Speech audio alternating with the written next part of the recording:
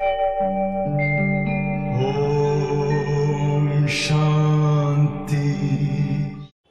ओम शांति। आज 11 जून 2026 दिन गुरुवार की साकार मुरली। आइए अब सुनते हैं मीठे मीठे बाप दादा के मधुर महावाक्यों को। मीठे बच्चे, पूरा वर्षा लेने के लिए एक बाप से पूरी प्रीत रखो। तुम्हारी प्रीत किसी भी देहधारी से नहीं होनी चाहिए।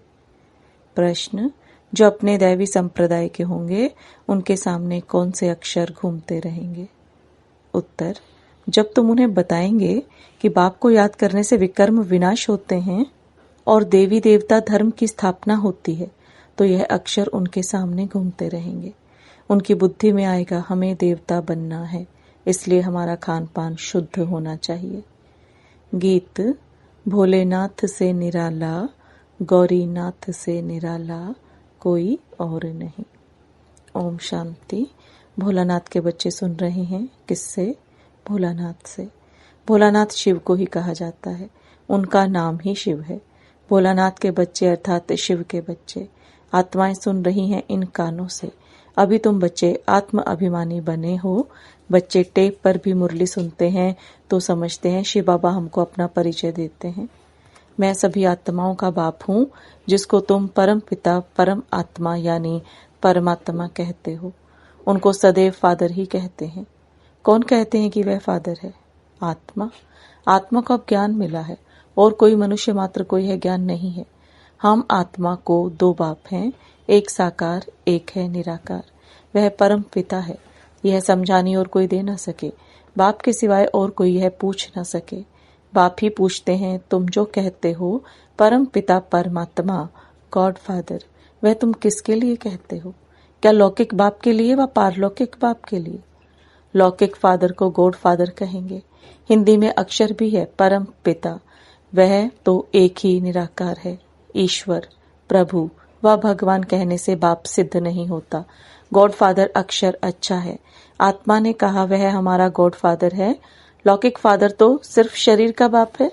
तुम सबसे पूछा जाता है तुमको कितने फादर्स हैं? एक है लौकिक, दूसरा है पारलौकिक। दोनों में बड़ा कौन? जरूर कहेंगे पारलौकिक फादर।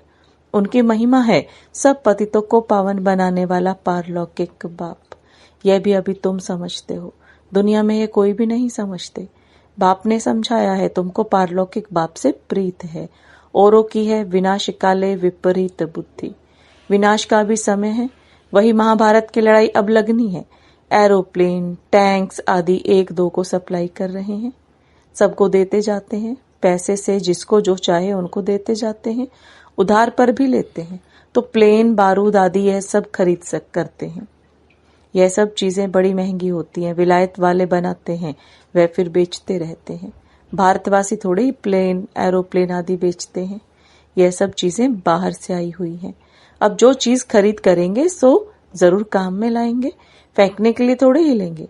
वह है विनाश काले विपरीत बुद्धि यादव संप्रदाय, जो यूरोप में रहते हैं। उसमें सब आ गए। भारत तो अविनाशी खंड है, क्योंकि अविनाशी बाप का बर्थ प्लेस है।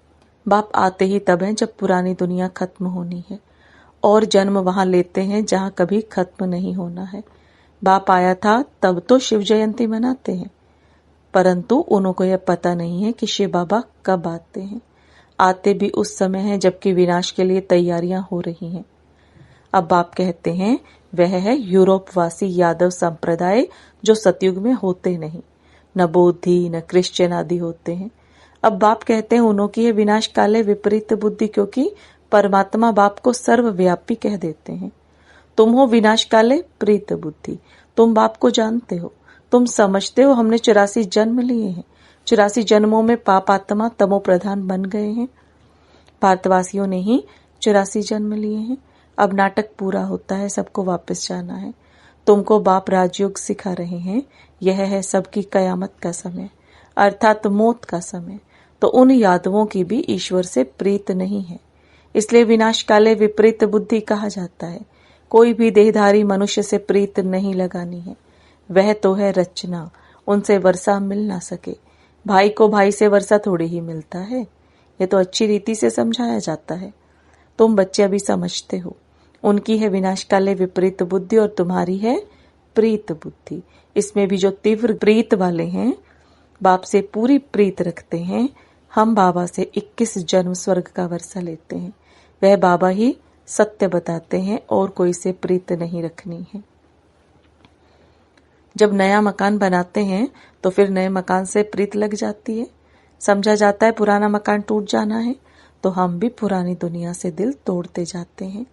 बाप समझाते हैं दिन प्रतिदिन वायुमंडल खराब होता जाएगा।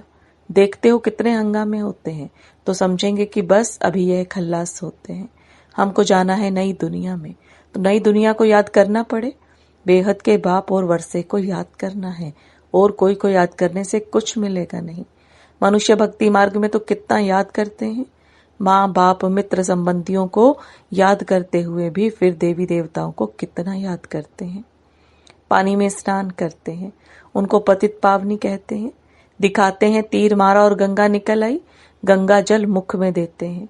समझते हैं थोड़ा भी गंगा जल मिलने से मुक्ति को पा लेंगे। बाप कहते हैं यहाँ है ज्ञान की बातें। तुम थोड़ा भी ज्ञान सुनते हो तो फल मिल जाता है। यह ज्ञान सुनने की बात है, अमृत पीने की चीज नहीं है। यह नॉलेज है। ऐसे नहीं समझो कि भोग के दिन अमृत पिलाते हैं, नहीं, वह तो मीठा पानी है। बाकी यह है ज्ञान की बात। ज्ञान अर्थात बाप और सृष्टि के आदि मध्य अंत को जानना। यह सृष्टि चक्र कैसे फिरता है, कौन 84 जन्म लेते हैं, सब तो ले ना सके। पहले पहले भारतवासी ही आते हैं, वही पूरे 84 जन्म लेते हैं। जो देवता थे वही 84 जन्म भोग पतित बन जाते हैं। बाप आकर फिर कांटों से फूल बनाते हैं। मनुष्य देह अभिमान में आकर 5 विकारों में फंस पड़ते हैं। अब है रावण राज्य, सतयुग था दैवी राज्य। शिव बाबा ही स्वर्ग की पूरी रचते हैं। सूर्यवंशी लक्ष्मी नारायण का राज्य था, अभी तुम जानते हो स्थापना हो रही है। तुम्हारी विनाश काले प्रीत बुद्धि है, इसलिए विजयी है। सारे विश्व पर तुम विजय पाते हो। यह अच्छी रीति याद रखना है। हम भारतवासी जो अभी कलयुग में हैं, सो फिर बदलकर स्वर्ग में जाएंगे। पुरानी दुनिया को छोड़ना है। यह विकारी संबंध, इसको बंधन कहा जाता है। तुम विकारी बंधन से निकल निर्विकारी संबंध में जाते हो। फिर दूसरे जन्म में तुम विकारी बंधन में नहीं आएंगे। वहां है ही निर्विकारी संबंध। इस समय आसुरी बंधन है। आत्मा कहती है हमारी शिव बाबा से प्रीत है। तुम ब्राह्मणों की प्रीत है, क्योंकि यथार्थ रीति जानते हो। बाप को सृष्टि चक्र को जान तुम फिर औरों को समझाते हो। जितना जो औरों को समझाएंगे तो बहुतों का कल्याण करेंगे। जो जास्ती समझते हैं वही होशियार हैं, ऊंच पद भी वही पाते हैं। सर्विस कम करते हैं तो पद भी कम पाएंगे। पतित तो सारी दुनिया है, हर एक को पतित से पावन होने का रास्ता बताना है और कोई उपाय नहीं है। याद से ही विकर्म विनाश होंगे। जो दैवी संप्रदाय के हैं उनके सामने ये अक्षर गूंजेंगे, समझेंगे यह तो ठीक बात है। बरोबर हम देवी देवता बनते हैं। हमारा भोजन भी शुद्ध चाहिए। दैवी गुण भी यहाँ धारण करने हैं। सर्वगुण संपन्न बनना है। अभी तुम बन रहे हो। ये लक्ष्मी नारायण देवताएं हैं। इनको भोग लगाते हैं तो क्या सिगरेट आदि का भोग लगाते हैं? सिगरेट पीने वाला ऊंच पद पा नहीं सकता। यह कोई दैवी चीज नहीं है। सिगरेट पिएंगे व लहसुन प्याज आदि खाएंगे तो और ही गिर जाएंगे। कहते हैं यह छोड़ने से तबीयत खराब हो जाती है। बाप कहते शिव बाबा को याद करो, ये आदतें सब छोड़ दो तो तुम्हारी सदगति होगी। सिगरेट की आदत तो बहुतों में रहती है, समझाने दी जाती है। देवताओं को कभी भी यह भोग नहीं लगाया जाता है। तो तुमको इन जैसा यहाँ ही बनना है। तुम छीछी चीजें खाते रहेंगे तो वह बांस आती रहेगी। सिगरेट व शराब पीने वालों से दूर से ही बांस आती है। तो तुम बच्चों को दैवी गुण धारण करने हैं, वैष्णव बनना है। जैसे विष्णु की संतान है, तुम विष्णु अर्थात दैवी संतान बनते हो। यहाँ हो तुम ईश्वरीय संतान। यह तुम्हारा सर्वोत्तम जन्म है। देवताओं से भी उत्तम तुम हो। तुम औरों को भी उत्तम बनाने वाले हो। यह है बेहद के बाप की मशीनरी। क्रिश्चियन लोगों की मशीनरी होती है ना, अपने क्रिश्चियन धर्म में बहुतों को कन्वर्ट करते हैं। यह है ईश्वरीय मिशनरी। तुम शूद्र से ब्राह्मण धर्म में कन्वर्ट हो, फिर देवता धर्म में कन्वर्ट हो जाते हो। तुम जानते हो हम शूद्र से अब ब्राह्मण बने हैं। तुम जीते जी मरे हो, फिर जाकर देवता बनेंगे। गर्भ से जन्म मिलेगा। यहाँ तुमको बाप ने धर्म का बच्चा बनाया है, धर्मात्मा बनाने। बाप ने तुमको अपना बनाया है। बच्चों को बाप सिखलाते हैं, ब्राह्मण से फिर देवता बनते हैं। यह मनुष्य कितने ऊंचे हैं, इनमें सब दैवी गुण हैं। जब तुम आत्मा पवित्र बन जाएंगी तो फिर शरीर भी पवित्र चाहिए। पुराने शरीर को खत्म होना है, फिर तुमको शरीर नया सतो प्रधान चाहिए। सतयुग में 5 तत्व भी सतो प्रधान बन जाएंगे। बाप कहते हैं तुम शूद्र वर्ण में थे, अब फिर ब्राह्मण वर्ण में के बने हो, फिर दैवी वर्ण में आएंगे। 84 जन्म लेंगे ना। ब्राह्मण वर्ण को गुम कर दिया है। अब बाप शूद्र से ब्राह्मण बनाए, फिर देवता बनाते हैं।